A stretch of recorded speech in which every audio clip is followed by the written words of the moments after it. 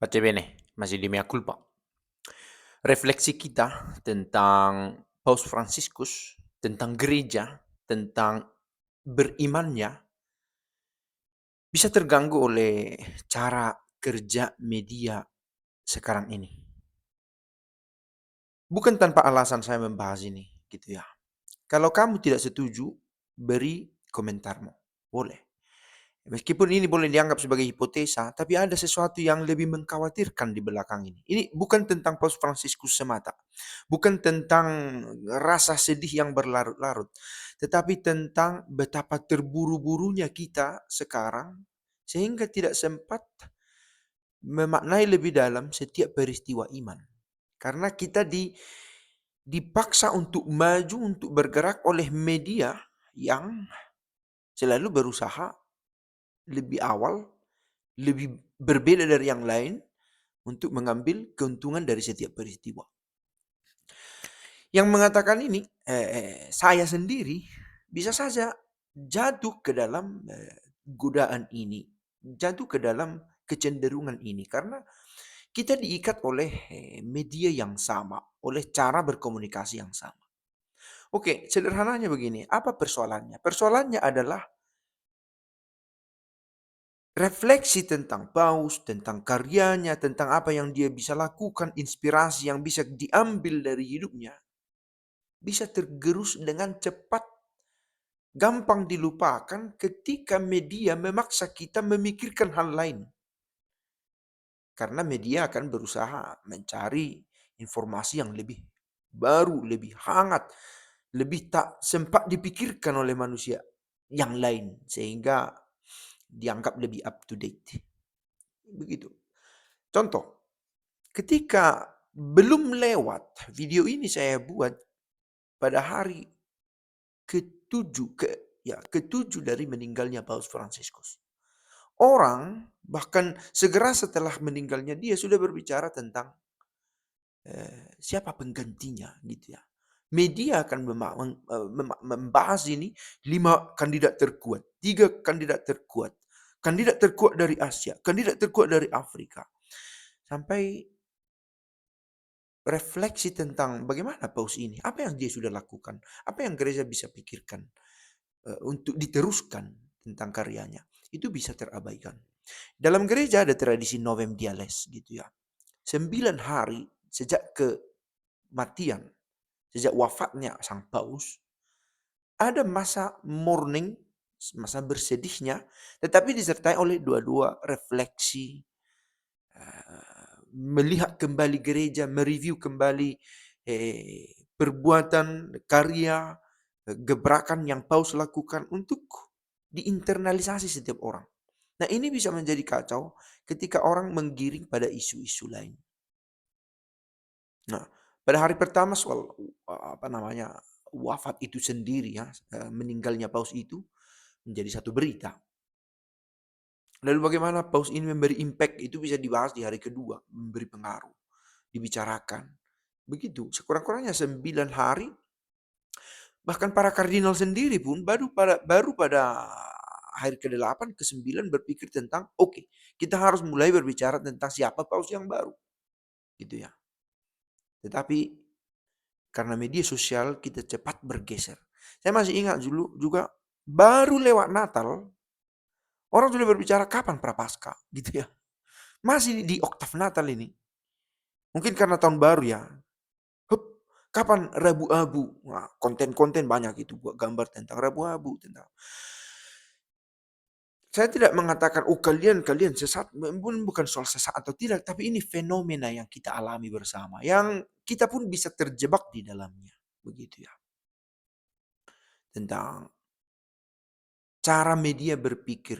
Saya menemukan di sini, saya mencari di ChatGPT gitu ya. Saya punya pemikiran begini, saya bilang, ini pertanyaan saya. Ada kesan saya, orang sekarang terlalu rush, terlalu terburu-buru. Fear of missing out, cepat dan akhirnya cepat lupa dan terburu-buru tadi. Nah, apa fenomena ini dan hubungannya dengan media sosial? Dia mempersoalkan ada memang persoalan fear of missing out, takut kehilangan informasi, sehingga baik si pembuat berita, baik juga si konsumennya yang penikmat berita. Nah, ada juga persoalan news cycle in acceleration, percepatan perputaran informasi. Nah, itu memengaruhi cara berpikir kita, cara kita mengkonsumsi berita. Selalu maju sampai tinggal untuk diam sejenak, menikmati, merenungkan sebuah peristiwa. Nah, kemampuan kita, saya sebut kita ya, saya juga menjadi kena juga, kita barangkali. Mudah-mudahan saya salah, bahwa bukan pesimis ini, justru kalau saya salah ini optimis bahwa masih ada orang yang bisa berefleksi tanpa terburu-buru gitu ya. Apa yang Paus ini lakukan? Apa yang contoh ini? Tentang Paus ini sebuah contoh. Dalam peristiwa lain ini terjadi juga. Contoh Maria dan Marta, Maria yang duduk tenang itu juga sampai pada refleksi yang dalam gitu ya. Dan dia dikritik, padahal Yesus ingin juga ada orang seperti itu. Bahkan mengatakan dia telah menemukan yang paling utama dalam hidupnya dengan tidak terburu-buru itu tadi. Gitu ya. Jangan lupa, baru loh kunjungan Paus Fransiskus ke Indonesia yang hilang segera dari refleksi orang-orang, karena kita itu dibombardir oleh banyak informasi, oleh banyak diskusi. Jadi pernah dipersoalkan, masalah kita ialah katanya kurang mendapat informasi. Tapi sekarang kita sampai pada era di mana kita mendapat masalah karena terlalu banyak informasi yang kita ambil. Nah, dan ada information overload, berlebihan. Jadi terjadi kelelahan informasi katanya. Membuat otak manusia kesulitan menyimpan dan mengolah informasi baru secara mendalam.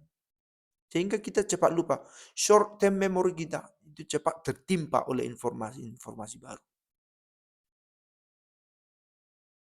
Nah, sehingga orang menjadi kehilangan makna dari apa yang dari sebuah peristiwa, refleksi tentang itu. Gitu ya. Nah, apa pentingnya membahas ini? Paus kita meninggal dunia, beristirahat dalam damai Tuhan. Ada banyak hal yang dia sudah buat ya. Yang sebenarnya, kalaupun kita mengharapkan Paus baru, perjuangannya adalah sekitar di sana, begitu ya. Tentang gereja, tentang nilai-nilai moral, tentang gereja yang relevan, yang nyambung dengan dunia. Bukan berdamai dengan dunia, bukan. Tetapi gereja yang ada di dunia ini memikirkan orang-orang agar bisa selamat sejak dari dunia ini, berusaha untuk sampai pada keselamatannya.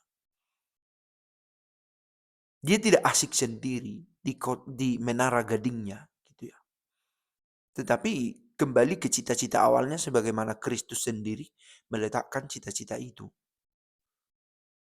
untuk membawa orang pada keselamatan. Nah,